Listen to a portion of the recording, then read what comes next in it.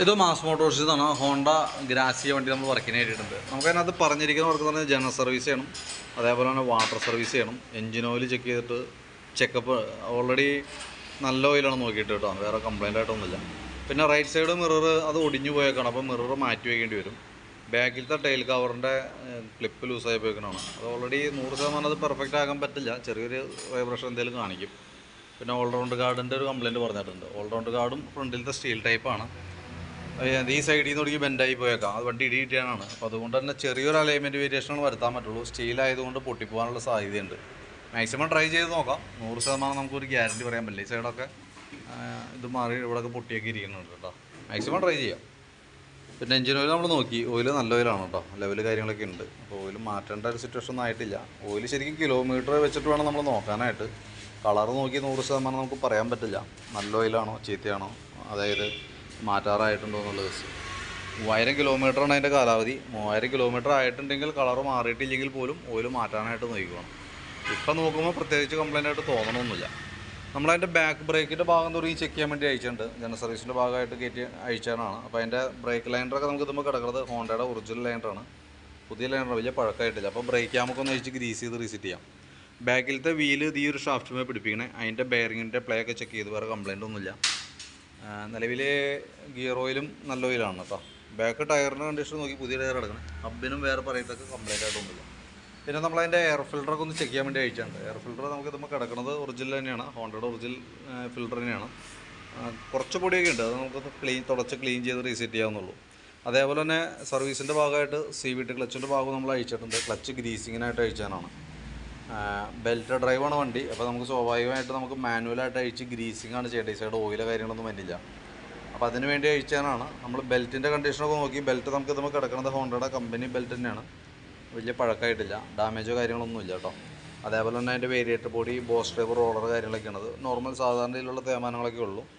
ബെൻഡെക്സിൻ്റെ ഭാഗമായാലും വേറെ കംപ്ലയിൻ്റ് ഒന്നും പറയാനില്ല. ക്ലച്ച് യൂണിറ്റ് ആയാലും ഒന്ന് അഴിച്ച് ഗ്രീസ് ചെയ്താൽ മതി. അപ്പോൾ നിലവിൽ ക്ലച്ചിൽ വേറെ കംപ്ലയിൻ്റ് ആയിട്ടൊന്നുമില്ല. സർവീസിൻ്റെ ഭാഗമായിട്ട് ക്ലച്ച് അഴിക്കുന്നു, ഗ്രീസ് ചെയ്ത് റീസെറ്റ് ചെയ്യുന്നു, വേറെ കംപ്ലയിൻ്റ് ആയിട്ടൊന്നുമില്ല കേട്ടോ. പിന്നെ ഈ സൈഡിലേക്ക് വരുമ്പോൾ എഞ്ചിൻ ഹെഡിൻ്റെ ഭാഗത്ത് ചെറിയൊരു നനവുണ്ട്, പക്ഷേ ഓറിങ് മാറേണ്ട ഒരു സിറ്റുവേഷൻ ഒന്നുമില്ല. പിന്നെ ചോക്കിൻ്റെ കേബിൾ, ആക്സിലേറ്റർ കേബിൾ, 2 കേബിളുകൾ നമ്മൾ ചെക്ക് ചെയ്തു. നിലവിൽ വേറെ കംപ്ലയിൻ്റ് ഒന്നുമില്ല. കാർബറേറ്ററുമായി ബന്ധപ്പെട്ട് പ്രത്യേകിച്ച് കംപ്ലയിൻറ്റുകളൊന്നും പറഞ്ഞിട്ടില്ല. നമ്മൾ വണ്ടി ഓടിച്ചു നോക്കുമ്പോഴും വേറൊരു കംപ്ലയിൻ്റ് ഉള്ളതായിട്ട് കാണുന്നില്ല കേട്ടോ. അപ്പോൾ കാർബറേറ്റർ നമ്മൾ അഴിക്കേണ്ടതായിട്ടില്ല. നമുക്ക് ജനറൽ സർവീസിൽ കാർബറേറ്റർ ക്ലീനിങ് വരുന്നില്ല, നമ്മൾ അഡീഷണൽ ചെയ്യേണ്ട കേസാണ്. പ്രത്യേകിച്ചൊരു കംപ്ലയിൻറ്റ് ഇല്ലാത്തത് കൊണ്ട് കാർബറേറ്റർ അഴിക്കണ്ട. കാരണം എന്ന് വെച്ചാൽ ഇപ്പോഴത്തെ പെട്രോൾ തന്നെ വലിയൊരു പ്രോബ്ലമാണ്. E20 പെട്രോൾ എന്ന് പറയുക എത്തനോൾ ഉള്ളത്. അപ്പോൾ അത് കാർബറേറ്റർ അലുമിനിയം ബോഡി ആയതുകൊണ്ട് തന്നെ അത് ദ്രവിക്കുന്ന ഒരു കംപ്ലയിൻസൊക്കെ ഉണ്ടാവും. അപ്പോൾ പ്രത്യേകിച്ച് കംപ്ലയിൻറ്റ് ഇല്ലെങ്കിൽ കാർബറേറ്ററൊക്കെ അഴിക്കാതെ പരമാവധി ഉപയോഗിക്കുക എന്നുള്ളതാണ്. മൈലേജ് ഷോട്ടോ മിസ്സിങ്ങോ ഓവർഫ്ലോ അങ്ങനെ എന്തെങ്കിലുമൊക്കെ ഉണ്ടെങ്കിൽ മാത്രമാണ് കാർബറേറ്റർ അഴിക്കേണ്ടതായിട്ടുള്ളൂ. പിന്നെ നമുക്ക് അതിൻ്റെ സൈഡ് ഒടിഞ്ഞു പോയി, അതിൽ നിന്ന് ഒടിഞ്ഞു പോയേക്കാണ് കേട്ടോ. അപ്പോൾ അത് മാറ്റി പുതിയത് വെക്കേണ്ടി വരും. അത് നമുക്കത് പഴയ തന്നെ പിടിപ്പിക്കൽ നടക്കില്ല. ഫ്രണ്ടിലേക്ക് വരുമ്പോഴത്തേക്കും ഫ്രണ്ട് വീലിൻ്റെ ബെയറിങ്ങൊക്കെ ചെക്ക് ചെയ്ത് വേറെ കംപ്ലയിൻ്റ് ഒന്നുമില്ല.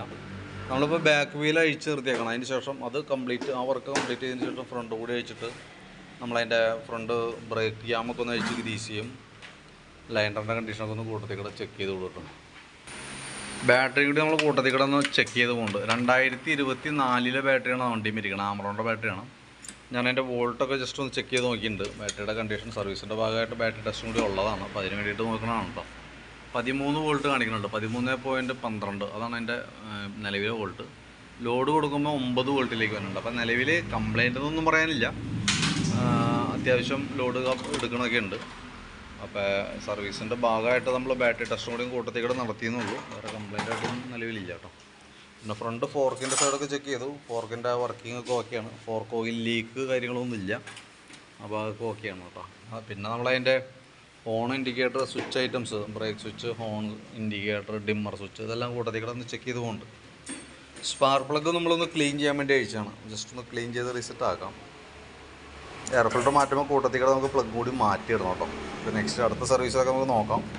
കാര്യമായിട്ടുള്ള പൊടി കാര്യങ്ങളൊക്കെ പറയുകയാണെങ്കിൽ അടുത്ത സർവീസിൽ നമുക്ക് മാറ്റിക്കളയാം. സെക്കൻഡറി ഫിൽറ്റർ യൂണിറ്റൊക്കെ പുതിയത് കിടക്കുന്നത്, അപ്പോൾ ജസ്റ്റ് ഒന്ന് തുടച്ച് ക്ലീൻ ചെയ്ത് റീസെറ്റ് ചെയ്താൽ മതി.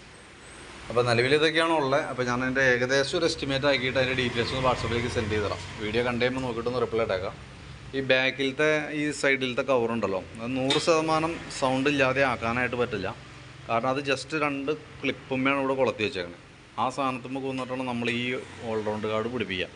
ഇതിന് ആവറേജ് ഒരു വെയിറ്റ് ഉണ്ട്. അപ്പോൾ ആ വെയിറ്റ് ഗട്ടർ ചാടുമ്പോൾ സ്വാഭാവികമായിട്ടും ആ ഫൈബർ ബോഡിയും ഇരിക്കണതുകൊണ്ട് തന്നെ ചെറിയൊരു ജർക്കിങ് കാണിക്കുക. അത് എങ്ങനെ നോക്കിയാലും ഉണ്ടാവും. പക്ഷേ നമ്മുടെ വണ്ടി വരുമ്പോൾ നല്ല സൗണ്ട് ഉണ്ടായിരുന്നു. അത് ക്ലിപ്പ് കറക്റ്റ് ലോക്ക് അല്ലാത്തതുകൊണ്ടാണ്. അപ്പോൾ അത് ക്ലിയർ ചെയ്തിട്ടേക്കാം കേട്ടോ. എന്തായാലും ചെറിയ സൗണ്ട് കാണിക്കും എന്തായാലും. അതേപോലെ തന്നെ ഫ്രണ്ടിലത്തെ ഓൾറൗണ്ട് ഗാർഡിൻ്റെ ദിവസം ഞാൻ പറഞ്ഞല്ലോ, മൊത്തം ബെൻഡായിട്ടുണ്ട്.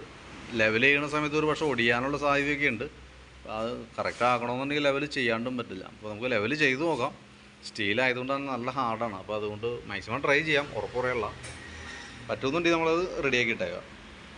അപ്പോൾ ഇതൊക്കെയാണ് മെയിനായിട്ടുള്ള വർക്കുകൾ. അപ്പോൾ ഞാനൊരു ഏകദേശം ഒരു എസ്റ്റിമേറ്റ് ഇട്ടേക്കാം. വർക്ക് കംപ്ലീറ്റ് ആയിരിക്കുമ്പോൾ കോൺടാക്ട് ചെയ്യാം കേട്ടോ. ഏകദേശം ഒരു 6:30-7 മണിയൊക്കെ ആവും തീരുമ്പോഴത്തേക്ക് കേട്ടോ. കഴിഞ്ഞുമ്പോൾ കോൺടാക്ട് ചെയ്തോളാം. ഓക്കെ.